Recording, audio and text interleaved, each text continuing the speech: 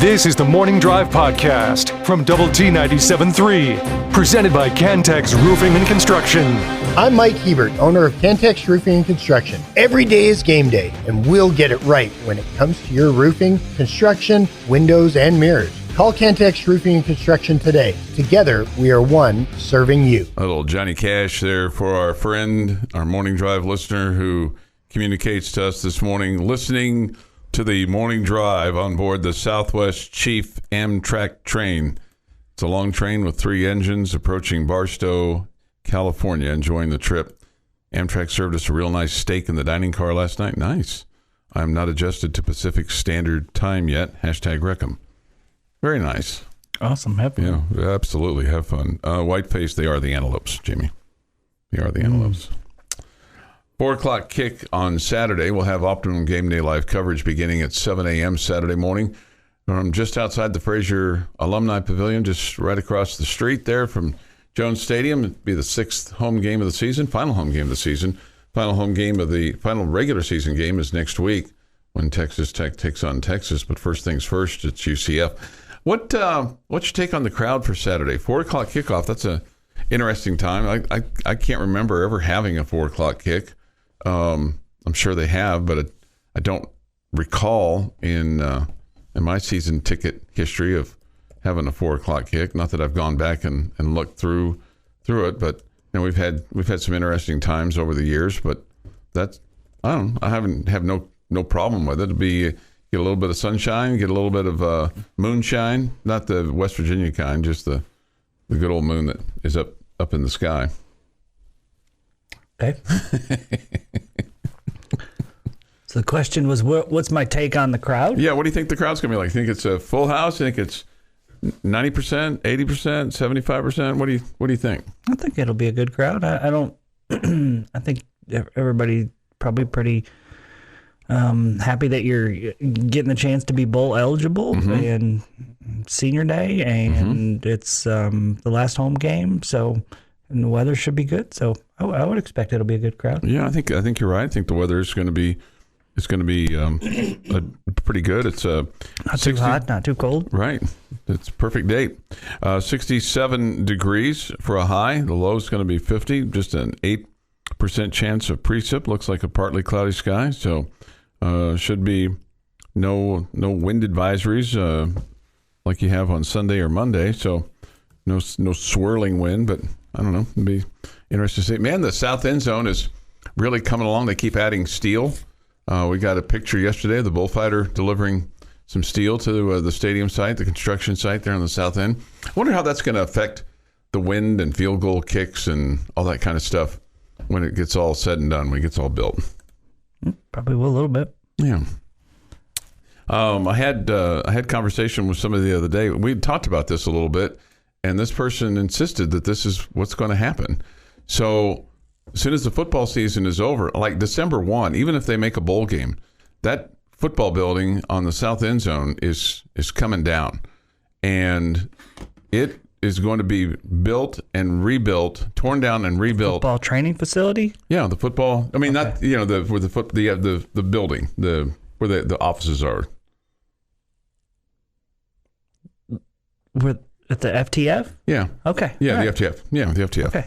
The FTF. It's coming down. I was going to say, there's no building at the south end zone right now. Right, but right there at the south end. Okay. But that's the one that's over by there. It's over by there. It's not directly south. Okay. But the football building is coming down December 1, and they insist that they will have a building ready to go for everybody to move in by August 31st of next year.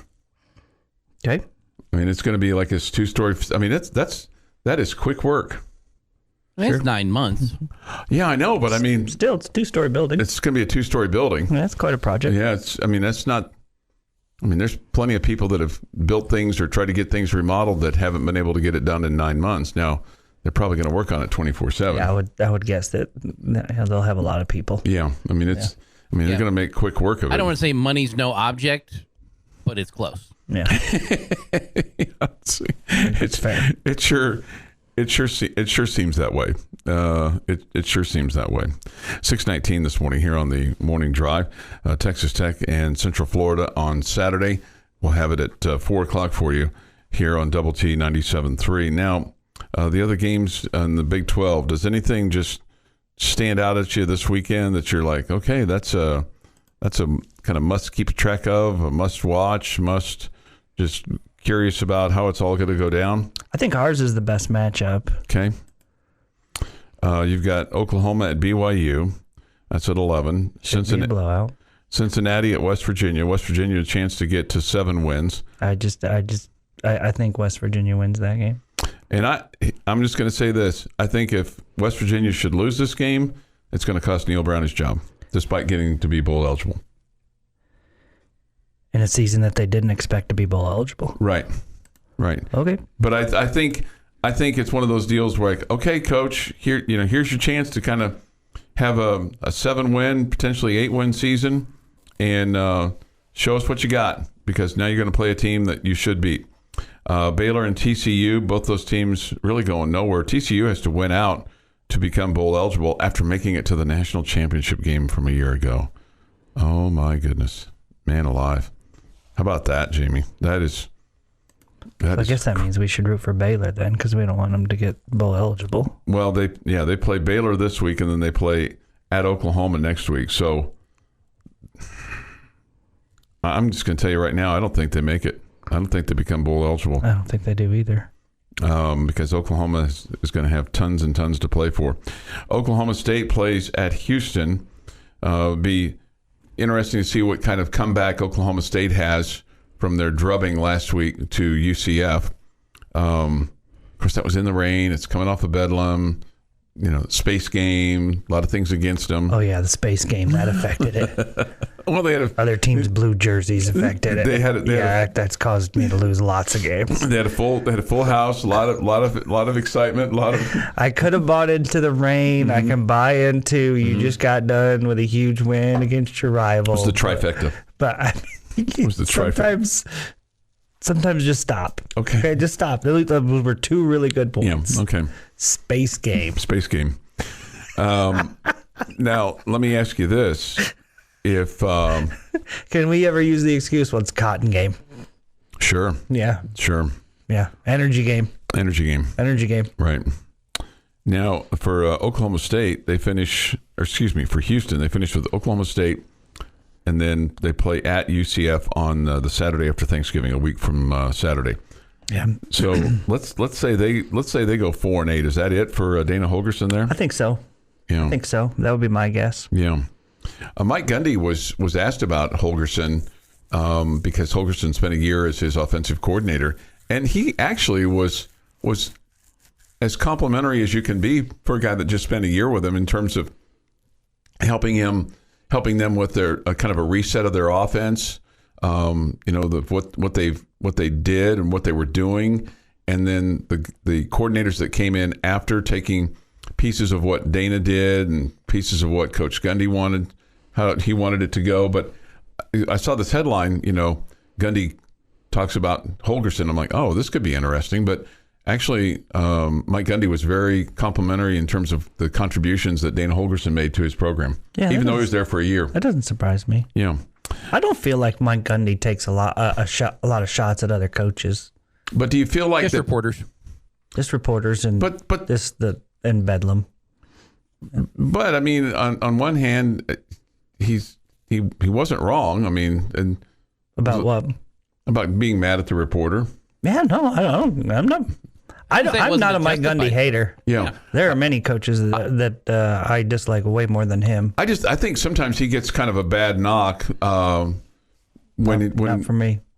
When he shouldn't. Then Kansas State and Kansas play, and then Texas and Iowa State play. Yeah. Iowa State still has a chance to make the Big 12 championship game. And that one, to me, does. I really feel like the last 3, our game with UCF and Kansas State and Texas Iowa State game are a bit intriguing. I just don't know.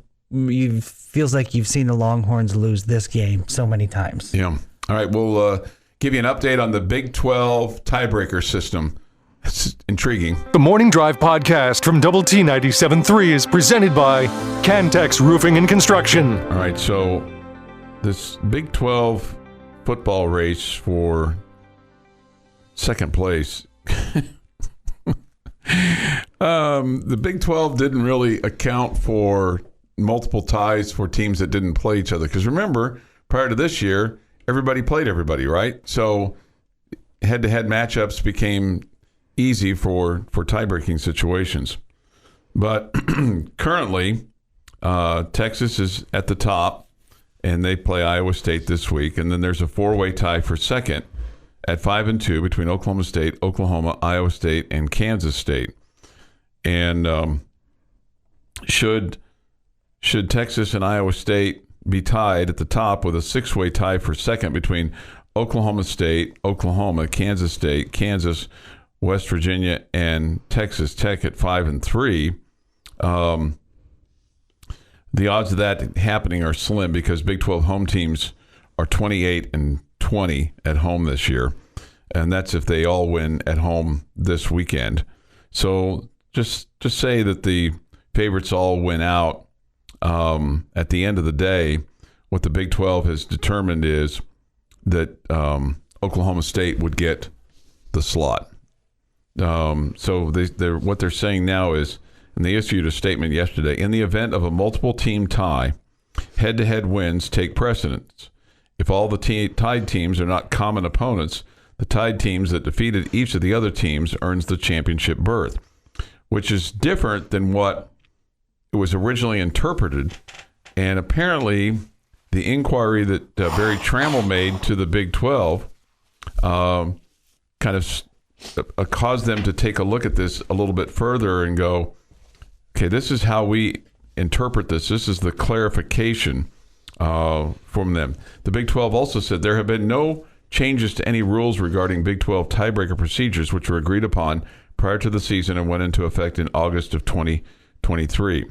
Because earlier this week, the wording on the Big 12's website made it appear as though K-State would win the tiebreaker because those three teams didn't play each other, K-State and Oklahoma, and so there wasn't a way to have the two-way tiebreaker. So, strange as it sounds, according to this article, the Wildcats would have trumped both Oklahoma State and Oklahoma by beating their two main rivals at the end of the regular year. There was also a scenario in which the Sooners would have finished on top had KU fallen down the league standings, but that's not going to be the case. It's confusing. Definitely is. Definitely is. It makes it odd when everybody doesn't play everybody. So now K-State's rooting against Oklahoma and Oklahoma State instead of cheering for them. There was a scenario in their mind earlier this week. There was a scenario that everybody went out. That would benefit K-State. Yeah.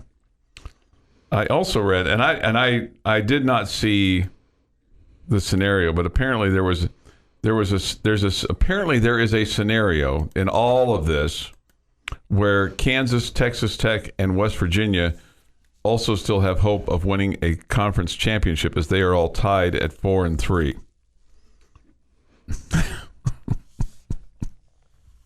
Wouldn't that be something? That would be something. Wouldn't that just be wild? There's also a scenario where the three of us make sense for 3 straight hours, a full 180 minutes. But also not likely. Not likely. It would be something, though. It would definitely be something. That would be shocking. What it would be. It would be shockingly something. But how about that? So Barry Trammell, who apparently left his job with the Oklahoman in Oklahoma City and now works for a website. Why is that surprising to you? Well, because he's... I mean, like, seriously, every newspaper person in the world right now is writing for a website and not a newspaper anymore.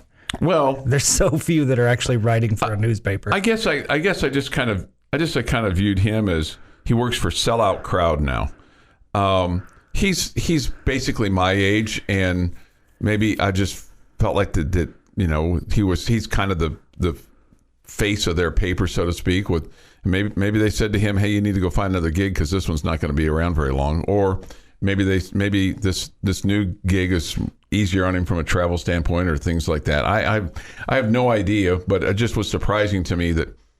I mean, there's many longtime nuppaper guys no doubt. that are the face of their newspaper and all that, where they said, "Hey, we can't afford to pay you anymore. Newspapers are different now." Blah Sure. blah blah, and they're writing for websites. Sure. Yeah. So I guess I just was surprised by him. Yeah. I mean, and I can't help but forgive me. I I hope that this is not taking with offense by you, Chuck. But I could not help but every time I hear this story of thinking, man, Chuck wishes he was Barry Trim, so he could say, "I did this. I got it changed. I made." I this. wouldn't necessarily say that. I would just know that. I mean, I can't. How many times do you think Chuck would mention on here? I called the Big 12 office. I sent him an email. I talked to them, and now look what's happening. we'd have to change the intro of the show. We'd have to change the size of the door. I mean, I do. He might go fit through sideways. I do admire him for being the emphasis or the point of having it to be changed. That he may or may not get the credit, but he knows that his inquiry was the impetus of this clarification that had to be issued by the Big 12 yesterday. A lot of big words in there, Chuck. I know. I thought it was great. Like, as soon as I hear the story about Trammell, send him an email and blah, blah, blah. I'm like, man, Chuck wishes he was him. I don't necessarily wish that was him because, I mean, I don't know. Because then you'd be writing for a website. Right. Then I'd be writing for a website and, I've seen Barry. I've met him. He looks much older than me and looks much more out of shape than me. And so I really wouldn't want to be him. But in that scenario, it is admirable what he was able to get done. He kind of beat his chest a little bit over that. So it's impressive how you've found a way in this story to take shots at him. Really well So we done. were fat shaming Kansas yesterday, and now we're fat shaming Oklahoma. No, fat Who's shaming next? Clint. Yeah. no, yeah. Yeah. Well, Did he take that well yesterday on the bottom line? I did not hear. when you're Fabio, Jeff, everybody's a little bit behind I'm you. just going to say, if he fat shames one of our birthday girls today, he's going to be looking for a new job. Wow. Okay. Your daily dose of sports and fun. This is the Morning Drive Podcast from Double T 97.3, presented by Cantex Roofing and Construction. Good morning with Jamie Lent and Jeff McGuire. I'm Chuck Heinz. Nice to have you with us today on Lubbock Sports Station, Double T 97.3 and Double T 97.3.com. We come to you from the First United Bank studio. Hit us up on the Yates Flooring Center chat line. Go to the Double T 97.3 mobile app. It's presented by Happy State Bank. Okay. One last note on tonight's basketball game. The coach for Texas A&M Corpus Christi spent 2 years here at Texas Tech as the director of basketball operations under Billy Gillespie and under Chris Walker. Chris Walker primarily. Okay, wow. So he was here for an interesting stretch. He was. Probably got some stories. He was. I don't know if he'll have PTSD coming in or not, but he like I said, he spent a little time here. I'll give you the true specific of it. What's the name? His name is Jim Shaw. He was he obviously was a player back in the day. Kind of a let's see here. Yeah, he was here from he might have missed Billy.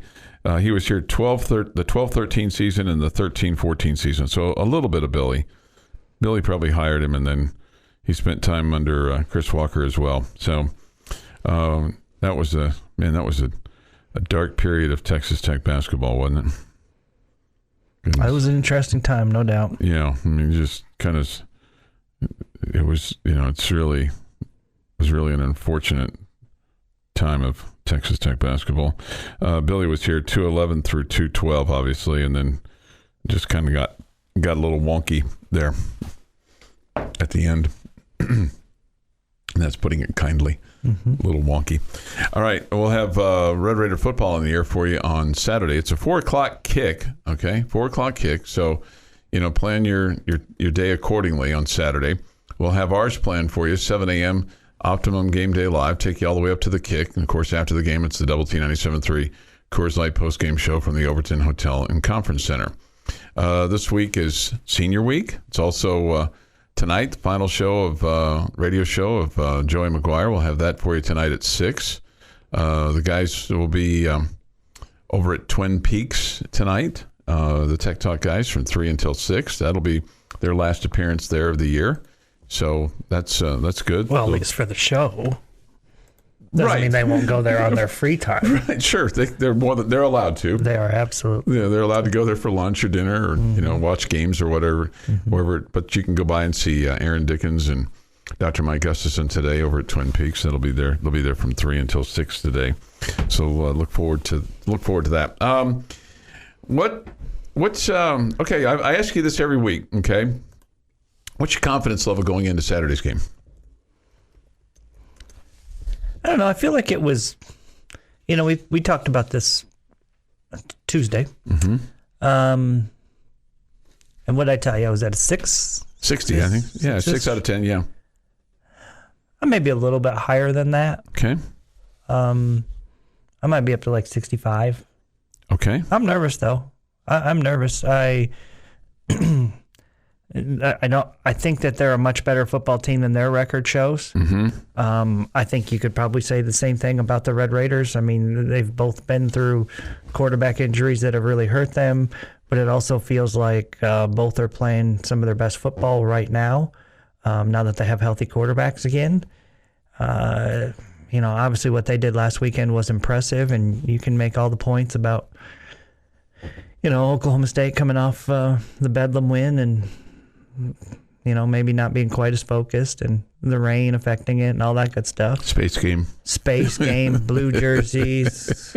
You can make those points. I won't make all of those. Okay. But that was an impressive performance last week. No doubt. So you would think they're a pretty confident bunch right now that feels like they can come in here and get the job done and get themselves to bowl eligibility. And I'm not here to tell you that I don't think they can do it, but I still feel like Red Raiders playing at home, healthy Baron Morton, probably playing with a lot of confidence after, winning their last 2 games and getting a big road win. So I feel good about the Red Raiders' chances. I mean, the one thing that concerns me is that it's senior game, because it always feels like that's a little bit of a emotional roller coaster and distraction and all that good stuff. Mm-hmm. It can definitely go either way. Yeah, sometimes that can go your way, but sometimes, like you said, just the beginning of it, just the emotion of, playing, your final game at home and having your family there, or et cetera, et cetera, et cetera. Just trying to kind of get everything all figured out. So just it can get a little south on you, no question. Yeah, I just think it's the distraction of running out there and all that. I mean, your family is at most games, so I don't think it's that. I would guess that it's just, hey, I'm running out there and grabbing a rose and giving it to mom, and be the last time I run out there and all that. So, like you guys said, though, that's fair. Sometimes it does probably give you a little bit of a boost, but other times it just has you thinking about other things when you're supposed to be thinking about that. Although usually it's like the walk-on guy who gets the boost. Like it's the guy that nobody thinks of that all of a sudden has, like, in basketball, like 25 points, can't miss all of a sudden, who may have 25 minutes the rest of the season combined. Like it's those type of situations more than it's your star running back that runs for 400 yards on senior day. Remember the senior day for the Lady Raiders? Who was the girl? Oh man. Go back a couple coaches. Oh, and it was Frosty. Frosty? It was Frosty between her. She was handed the plaque from, what was her name? Oh my goodness. It was after Amber Battle. It was Amber Battle was like the year before. Oh, surely you remember this, Chuck. Oh man, her and was it Coach Stallings?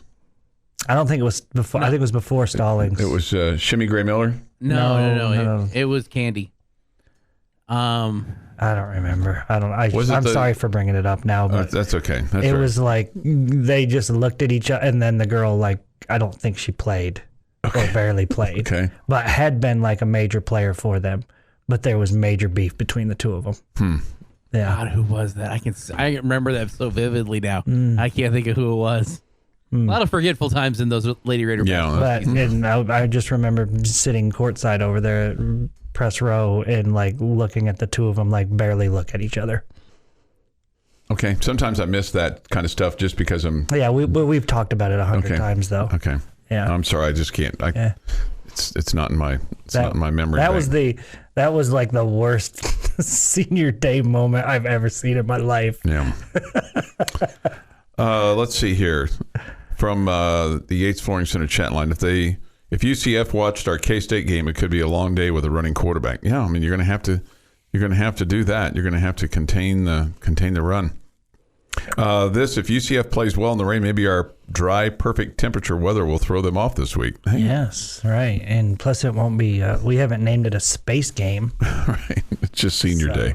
That'll throw them off. That'll throw.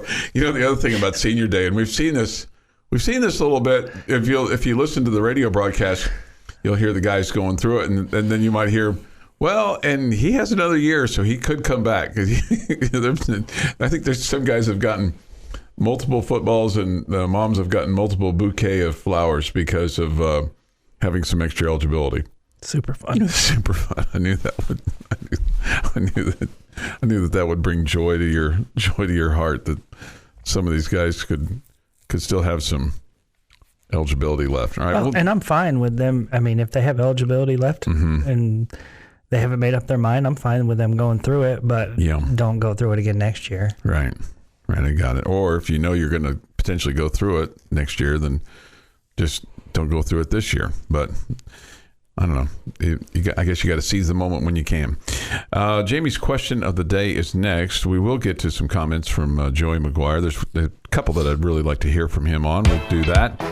This is the Morning Drive Podcast from Double T 97.3, presented by Cantex Roofing and Construction. And our two questions to answer. And my question for you today, I want you to tell me who's the biggest surprise in a positive way for the Red Raider football team, and who's been the biggest surprise in a negative way. You expected more from them. Well, I think Joran Bradley is from a negative standpoint, is I think a lot of people expected more from this year. And whether that's him, whether that's play calling, whether that's injury to the quarterback, whatever that is, that whole receiver group has been a disappointment. But I think the expectation that everybody had was that he was going to be a big part of that offense and would be a big reason why you were going to win 7, 8, 9, 10, 11, 12 games, and it's just not, for whatever reason, it's just not clicked this year. Okay. It's just not clicked. And then you're going to ask me who's been you said biggest surprise? Is that what you said? Biggest surprise positive, biggest surprise negative. This is going to sound maybe stupid, but I think Taj Brooks has been better than what you thought he was going to be, and more impactful on the offense than what you thought he was going to be. I mean, let's face it, coming into the year, he was a guy that, you had had circled, but I think he's performed at a higher pace than what I even thought that he would make in terms of the impact on the offense. We weren't talking about Taj being an NFL running back a year ago at this point. Yeah, and I think the other thing too is, if he hadn't performed at the level that he's performed, your record would be worse than 5-5. So I'm going to say Taj, and I'm going to say Joran Bradley. Taj is a great answer. That was kind of where my second thought was on the positive side. And I'm going to kind of cheat here, and I apologize. I've got two groups that have been pleasantly surprised and devastated by. I've been pleasantly surprised by your offensive line in general this year. They haven't been great at anything. They've been pretty good. Been pretty good in run blocking. They've been good run. They've been good run blocking, but they're not like opening holes that I could run through. But they're doing a really good job in run blocking. They're doing an adequate job, I would say, in pass blocking. Nothing spectacular, nothing perfect by any extent. But I had huge questions about them coming into the season doing anything. And they've kind of done a really good job, at least in half of what their job entails as a collective group. I could not be more disappointed in your wide receiving core. When it comes to catching the football, when it comes to running their routes, when it comes to blocking in running situations, like I almost feel like those are wasted positions almost for this football team, that you could take them off of the field and just put sticks out there and be as effective. Okay, that's a little bit too much. Sticks out there. Like Jeff wants to go with a 6-back set with no receivers split wide. You might have a better pass play. For these guys aren't getting open. They're not making their blocks on the outside, and that used to be such a prideful thing for this team, that they were the best blocking wide receivers. That might be the most country. frustrating thing about this wide receiving core. I mean, that play to the sideline, and we just constantly don't pick up even a yard off of it. Yeah. It's like, go get you 3, 4, whatever, that's fine. Not looking for a big play, but just go get 3 or 4. We're having a hard time getting back to the line of scrimmage on a wide receiver screen. Yeah, that's so frustrating. So, and that's a group. Like, there's not one guy that's just been making his blocks and go, well, at least he's getting it done. So I did 2 groups, but I think they're fair groups to do that with. Okay, so for me, Taj is definitely, I would agree with, excuse me, what you guys said as far as I didn't think he was going to be this good, but to say he's my biggest surprise, I expected him to be 1,000-yard back. And so, I mean, he's been terrific. Again, didn't think we'd be talking about an NFL running back or all the above. So I agree with you guys. He's been a surprise. I just don't think I wouldn't put him in the category as the biggest one. Okay. For me. For me, I think the biggest surprise is, your leading tackler is a redshirt freshman in Ben Roberts. Yeah, that's a good answer. I think he's been terrific this season for the Red Raiders, and so I would go with him as my biggest surprise. I think he's been really, really good. And again, just a redshirt freshman. So that has me super confident, and add to the mix Rodriguez. When those two are healthy, I think you got a couple of good ones to build on. So I'm excited about that. You guys are right with the wide receiving core. It's hard to not go the disappointment of the wide receivers as a whole. I'm personally going to go to another position group, and I'm going to throw 2 guys in there. It was a surprise to me, and maybe I bought into the hype a little bit too much, but I loved Adedire last year. Thought he brought great energy and was just a guy that was about to explode onto the scene. And then we heard, the world of experts talking about how Steve Linton was, the next great rush end that's going to be playing in the NFL. And so just those 2 guys right there have been a little bit of a disappointment to me. Okay. And I'm not saying at times that they haven't done good things, because they have. Linton leads you in sacks still. But it just, obviously injuries have factored in, but it's just, I just feel like all season long we haven't gotten enough pressure on the quarterback. And I thought those would be 2 guys, even if they're not getting sacks, they're forcing the ball out quicker. Those would be the 2 guys that I thought were going to put the most pressure. A couple other defensive guys from a positive that stand out to me. Dadrian Taylor-Demerson. I think he's your defensive MVP. Yeah. Yeah, he's been phenomenal. I considered him my biggest surprise, but I think I expected him to be good. I just didn't think Ben Roberts was going to be great. I think that's a great answer on the defense. And you could also add Tyler Owens maybe, and then C.J. Baskerville. Yeah, I'd put Baskerville over Owens. Over Owens. Yeah. But I think Ben Roberts was, because with with the injury to Jacob Rodriguez and what Ben Roberts has had to do to come in as a redshirt freshman, man, he's been outstanding. The Morning Drive podcast from Double T 97.3 is presented by Cantex Roofing and Construction. Thoughts, comments, Yates Flooring Center chat line. Go to doublet973.com for that. Of the mobile app, Visual Edge IT hotline is open too, 806-771-0973. We have Friendship High School football on the air for you tonight. It'll be on Sunny 97.7. Broadcast time 6, play-by-play at 6:30. It'll come to you from Wildcat Stadium on the campus of Abilene Christian University in Abilene, Texas. Okay, they'll take on the South Lake Carroll Dragons. Okay, the Dragons. Let's go Tigers. One of the new favorite books that I've been reading, Boy Wonder, is Dragons Love Farts. It's a great kids book. Great for little boys. Dragons Love Farts. I'm just gonna stop.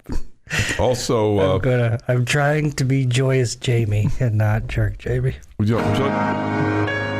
Would you like me to bring it in and read it to the kids? No.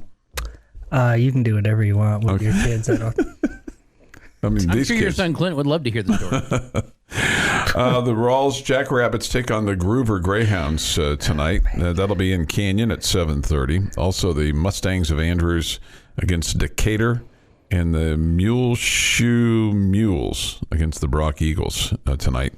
Again, the Friendship and South Lake Carroll game will be on Sunny 97.7 tonight at 6 with play-by-play at 6:30. Tomorrow night, we'll have Lubbock Cooper football on the air for you as the Cooper Pirates will take on Aledo. That'll be a toughie. That'll be at Memorial Stadium in Wichita Falls against the Bearcats, Pirates and Bearcats tomorrow night. 6:30 the broadcast time, 7 o'clock the score on the score, 100.7 the score, play-by-play. So that's among the games. So a few years ago when Cooper got hosed on the fumble in like the state semis. Okay.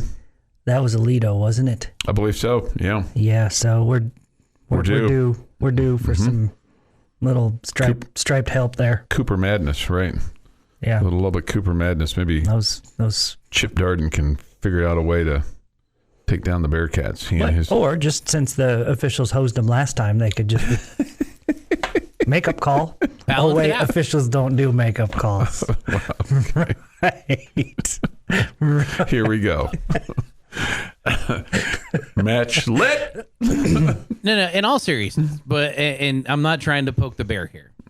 Don't you feel like makeup calls happen more for the baseball home plate umpire on pitches?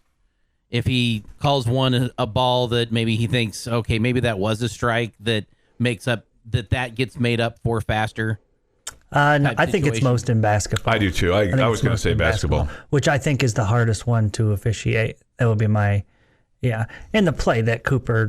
I mean, it's one of those things. If they had instant replay, they would have seen that the ball was out and all that good stuff. But it's that's one of those where, I mean, as a fan, you're disappointed and all that good stuff. But that's in the realm of they're human. They just didn't see it. Whatever. And that's not one that I don't know. I'm sure the Cooper fans then were really frustrated, disappointed, as they should have been. But that's not one where you're like, well, that guy was trying to cheat them. It just, they didn't see him. Do you think we'll ever see instant replay at the high school level? Maybe at the 6A, 5A level? I hope so.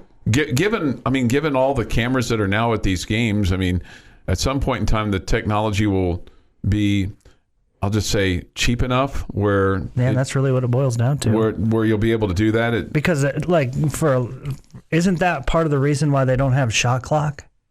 It's a cost. Yeah. It's a cost thing? Yeah, which is just crazy. I mean... Well, when you're factoring in the 6A and 5A schools, yes, I'm sure all of them can afford it. The 1A schools, the 6-man schools. Well, I mean, and it's having the cost of it, plus as far as having that clock up there and getting it set up with the technology and all that, and the person running, and then you have to have a person that's competent. Well, and then knows what they're doing. And we don't always have running that at it, the Division I level. and you have to pay them. Well, the whistle is what starts is what's supposed to start and stop the clock, right? Do you blow a whistle when a shot goes off the backboard and hits the rim? That's true. That's true. I thought that's true. I thought the whistle's maybe the whistle's the regular clock. I don't know. Yes. Yeah, the regular clock's the whistle, but not the shot clock. Yeah, you're right. Yeah, you can't be blowing whistles in the middle of play. You're right. I was going for that offensive rebound. What? Stop. I heard the whistle blow. That's right. No, sorry, I was thinking too much outside the box there. Here was going to be my question for you. Would you be opposed to instant replay for playoffs only, or maybe even state championship games only? Because when they play the state championship games, they're playing at generally, Larger NFL stadiums. Don't they I think have that's it at great. the state championship? I think they do. I think it's the one place they do. I think they do state now. Championship. I think you're right, Jeff. And that makes a whole lot of sense with what you're saying. Mm-hmm. Yeah, so that's not a bad idea, Chuck. I mean, if you get to the postseason, but like you can't. You really would make it hard on schools if you said, okay, well, you can only choose to do playoff games in schools that are prepared for it. Yeah. At stadiums that have the technology, because we know how hard it is already for these folks to get stadiums and all that kind of stuff, and that's why they're playing on Thursdays and Saturdays and all that in the playoffs and get officials and all the above.